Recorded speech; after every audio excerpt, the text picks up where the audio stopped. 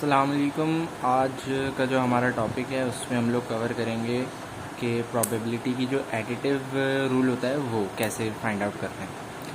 कि हमारे पास इसमें दो इवेंट होते हैं। इसमें एक होता है म्यूचुअली एक्सक्लूसिव इवेंट्स और दूसरा होता है नॉन म्यूचुअली एक्सक्लूसिव इवेंट्स। अब म्यूचुअली एक्सक्लूसिव इवेंट्स क्या होते हैं? जब ऐसे दो इवेंट जो साथ में अकर नहीं हो सकते, ऐसे दो इवेंट अगर साथ में अगर नहीं हो सकते तो उसको हम लोग बोलते हैं म्यूचुअली एक्सक्लूसिव इवेंट्स। और अगर दो इवेंट साथ में अगर हो सकते हैं तो उसको हम लोग बोलते हैं नॉन म्यूचुअली एक्सक्लूसिव इवेंट्स। तो अगर हमारे पास म्यूचुअली एक्सक्लूसिव इवेंट्स हम लोगों को फाइंड आउट करने हो तो हमारे पास उसका एक फार्मूला होता है कि probability of A union B हम लोगों को फाइंड आउट करना है। तो उसका फार्मूला क्या होता है? Probability of A plus probability of B. और नॉन म्यूचुअली एक्सक्लूसिव का क्या फार्मूला बनेगा? ऐसे दो इवेंट जो साथ में आकर हो सकते हैं। इसका भी हमारे पास फार्मूला कुछ यही होता है, बस फ़र्क ये होता है कि हम लोग इंटरसेक्शन को माइनस कर देते हैं। Probability of A probability of B minus probability of A intersection B. अब इसका एक सवाल सॉल्व करेंगे तो ये ज़्यादा अच्छे से हम लोगों को समझ में आ जाएगा। अब यहाँ पर हमारे पास ये सारे फार्मूले हो गए। अब इसका एक क्वेश्चन हमारे पास जैसे बोला हुआ है कि एक क्लास है जिसमें हमारे पास 100 स्टूडेंट्स हैं, जिसमें से 54 ने क्या पढ़ी? मैथ्स पढ़ी, 69 ने हिस्ट्री पढ़ी और 35 स्टूडेंट्स ने दोनों पढ़ी, मैथ और हिस्ट्री। तो अब हमारे पास हमसे पूछा हुआ कौन सा इवेंट है कि कितने ऐसे बच्चे हैं जिन्होंने मैथ या फिर हिस्ट्री पढ़ी। तो हमारे पास क्या ये म्यूचुअली एक्सक्लूसिव है? क्या ये दोनों इवेंट हमारे पास साथ में आकर नहीं हो सकते? ये हमारे पास साथ में आकर हो सकते हैं, इसीलिए हमारे पास हम लोगों ने नॉन म्यूचुअली एक्सक्लूसिव इवेंट्स का फॉर्मूला लगाया। तो हम लोगों ने क्या लिख दिया? हम लोगों ने क्या लिख दिया? Probability of maths union probability of history. तो हम लोग क्या लगा देंगे फॉर्मूला? पहले निकालेंगे प्रोबेबिलिटी ऑफ मैथ्स, फिर प्रोबेबिलिटी ऑफ हिस्ट्री, और उसमें से माइनस कौन सी प्रोबेबिलिटी करानी है? दोनों की।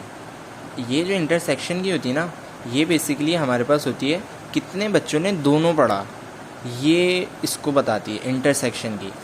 और यूनियन वाला हमें बता रहा है कितने बच्चों ने मैथ्स पढ़ा या फिर हिस्ट्री पढ़ा। इसमें कन्फ्यूजन नहीं है। अगर यूनियन है तो उसमें लिखा, इसका मतलब होता है या तो फर्स्ट इवेंट या तो सेकेंड इवेंट।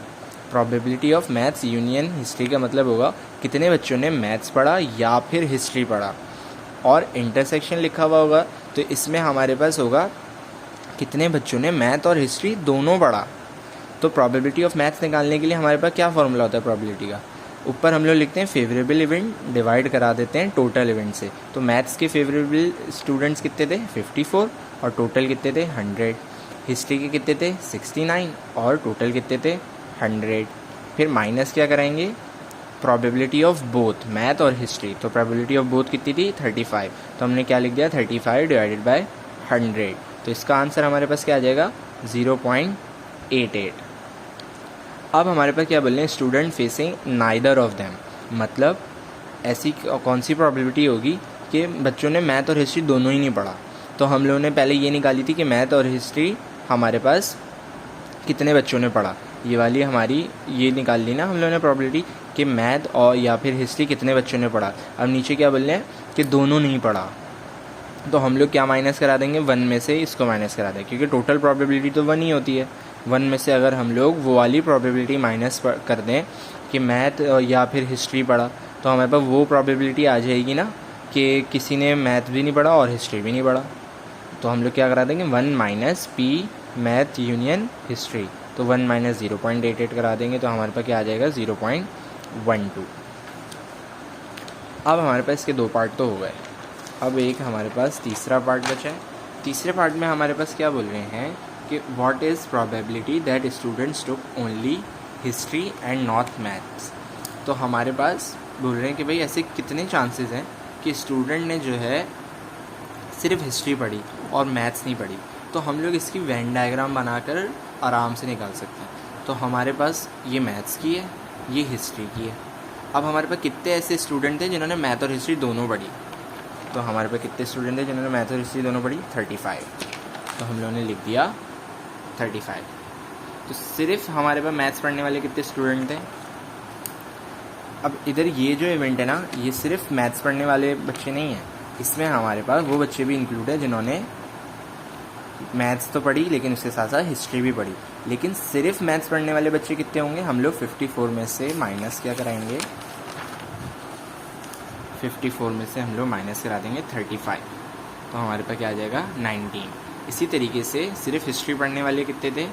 टोटल हमारे पास 69 बच्चे थे, लेकिन इसमें वो बच्चे भी हैं जिन्होंने हिस्ट्री के साथ साथ मैथ्स भी पढ़ी, लेकिन हमें सिर्फ हिस्ट्री वाले चाहिए। तो हिस्ट्री वाले कितने बचेंगे? 69 को माइनस करा देंगे 35 के साथ, तो 34 आ जाएगा। और हमारे पास ये जो 12 लिखा हुआ है ये यूनियन का सेट है, इन सबको प्लस कराएंगे तो हमारे पास 100 आंसर आ जाएगा। अब हमें क्या प्रोबेबिलिटी निकालनी है? सिर्फ बच्चों ने हिस्ट्री पढ़ा, तो सिर्फ हिस्ट्री पढ़ने वाले बच्चे कितने हैं?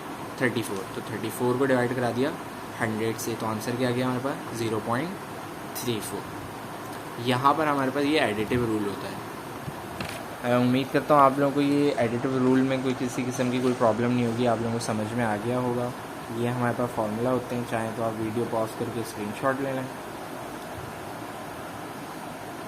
उसके बाद ये हमारे पास क्वेश्चन था, उसको हम लोगों ने सॉल्व कर लिया।